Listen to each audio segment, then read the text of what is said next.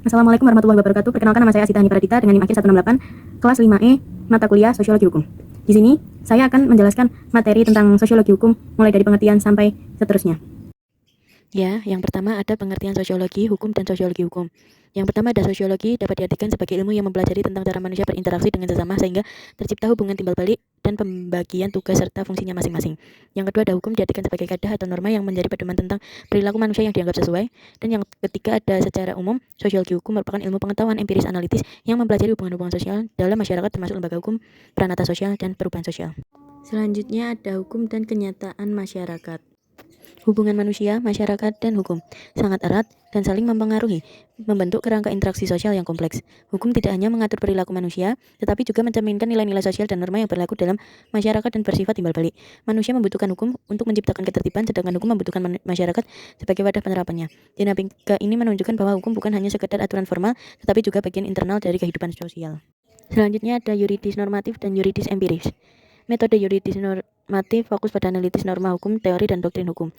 Sedangkan metode yuridis empiris fokus pada pengumpulan data lapangan untuk memahami penerapan hukum dalam masyarakat. Perbedaan yuridis empiris dan yuridis normatif yakni yuridis empiris berfokuskan pada data nyata dan praktik, pendekatan deskriptif dan evaluatif. Sedangkan yuridis normatif fokus pada teori dan aturan formal, pendekatan preskriptif dan teoritis.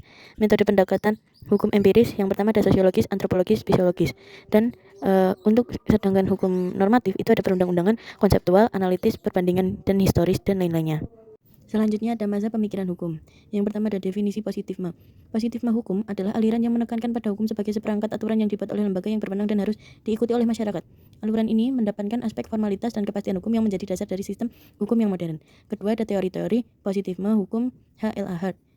Tidak ada kebutuhan untuk menghubungkan hukum dengan moral. Hukum sebagaimana diundangkan, ditetapkan positum harus senantiasa dipisahkan dari hukum yang seharusnya diciptakan, yang diinginkan. Analisis atau studi tentang makna konsep-konsep hukum adalah suatu studi yang penting. Analisis atau studi ini harus dibedakan dari studi sejarah, studi sosiologi, dan penilaian kritis dalam makna moral, tujuan-tujuan sosial, dan fungsi-fungsi sosial. Selanjutnya ada masa pemikiran hukum sociological jurisprudence. Sociological jurisprudence adalah aliran pemikiran hukum yang menekankan bahwa hukum harus dipahami dalam konteks sosialnya dan berfungsi sebagai alat untuk mencapai tujuan sosial seperti keadilan, kesejahteraan, dan ketertiban. Salah satu pelopor mazhab sociological jurisprudence adalah Roscoe Pound. Salah satu pelopor tersebut yang mengamati 4 fungsi utama hukum, yaitu pertama ada pemeliharaan hukum dan ketertiban dalam masyarakat, kedua mempertahankan status quo dalam masyarakat, ketiga menjamin kebebasan maksimum individu, dan yang keempat ada pemenuhan kebutuhan dasar masyarakat. Selanjutnya ada masa pemikiran hukum, living law, dan utilitarianism. The living law tersebut dapat bersumber dari kebiasaan atau tradisi, agama, dan lainnya. Karena suatu pandangan yang keliru apabila ada pandangan yang menyatakan bahwa dalam masyarakat tradisional tidak memiliki aturan tingkah laku yang disebut hukum.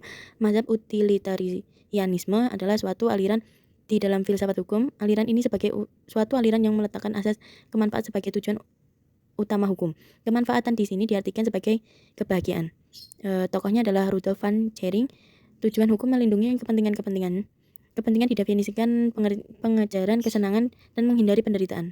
Hak milik tidak hanya untuk pemiliknya, tetapi juga harus untuk masyarakatnya.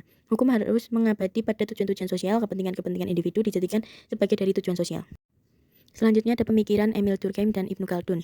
Emil Durkheim lahir pada tanggal 15 April 1858 di Pinal, Prancis, dan meninggal pada tanggal 15 November 1917. Durkheim fokus pada studi fakta, sosial, dan peran masyarakat dalam membentuk individu. Ia belajar di École Normale Supérieure dan dipengaruhi oleh pemikiran seperti Auguste Comte. Karya-karyanya yang terkenal meliputi The Division of Labor in Society dan Suicide yang membahas hubungan antara individu dan masyarakat. Sedangkan Ibnu Khaldun lahir di Tunis, Afrika Barat Laut pada tanggal 27 Mei 1332 Masehi. Dari keluarga bangsawan Banu Khaldun, Ibnu Khaldun meninggal pada tahun 1406 Masehi di Kairo, Mesir, dan dikenang sebagai salah satu pemikir terpenting dalam sejarah dan sosiologi. Beliau melakukan studi ilmiah tentang masyarakat, riset empiris, dan meneliti sebab-sebab fenomenal sosial. Ia memutuskan perhatian pada berbagai lembaga sosial, misalnya lembaga politik dan ekonomi, dan hubungan antara lembaga sosial itu. Selanjutnya ada Max Weber dan Hart Lionel Adolphus Hart, atau yang biasa disebut sebagai H.L.A. Hart. Itu Max Weber ada seorang ahli politik, ekonomi, geografi, dan sosiologi dari Jerman yang dianggap sebagai salah satu pendiri awal dari ilmu sosiologi dan administrasi negara modern.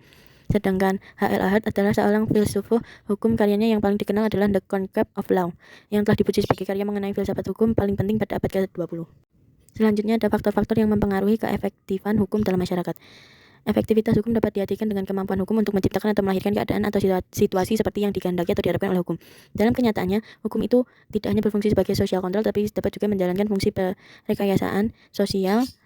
Faktor-faktor yang mempengaruhi keefektifan hukum dalam masyarakat antara lain kaidah hukum, penegak hukum, sarana prasarana, kesadaran hukum masyarakat, dan faktor budaya.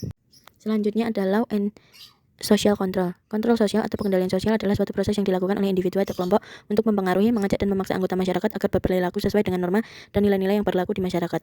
Sebagai akibatnya, hukum dapat memberikan sanksi atau tindak kepada si pelanggar, karena itu hukum pun harus menetapkan sanksi yang harus diterima oleh pelakunya. Selanjutnya ada socio-legal studies. Studi sosio-legal adalah pendekatan dalam ilmu hukum yang menggunakan metode ilmu sosial secara luas. Hukum bisa dipelajari dari sudut pandang ilmu hukum, ilmu sosial, dan kombinasi keduanya. Studi ini mengkaji hukum dengan mengintegrasikan pendekatan dari kedua disiplin tersebut. Tujuannya sebagai berikut. Yang pertama, dapat berperan sebagai wadah pengembangan pengetahuan dalam studi sosio-legal baik di Indonesia maupun negara lain. Yang kedua, adalah mempromosikan studi hukum interdisipliner secara lebih luas sebagai bagian penting dari ilmu hukum di Indonesia. Selanjutnya ada progressive law, membangun keadilan sosial dalam sistem hukum Indonesia. Hukum progresif adalah pendekatan dalam sistem hukum yang menekankan pada keadilan sosial, perubahan, dan adaptasi hukum terhadap perkembangan masyarakat. Hukum progresif tidak hanya berfungsi sebagai alat penegak ketertiban, tetapi juga sebagai sarana untuk mencapai keadilan sosial.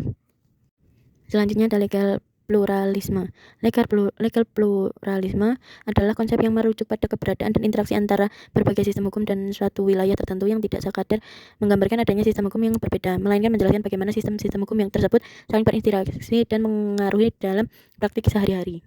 Selanjutnya ada pendekatan sosiologis dalam studi hukum Islam. Sosiologi membahas orang dalam masyarakat. Sosiologi adalah ilmu yang mempelajari struktur dan proses sosial, termasuk perubahan sosial, dengan fokus pada hubungan antar manusia. Tujuannya adalah untuk membantu masyarakat beradaptasi dengan lingkungan masyarakat. Manfaat dalam pendekatan sosiologi hukum Islam sebagai berikut.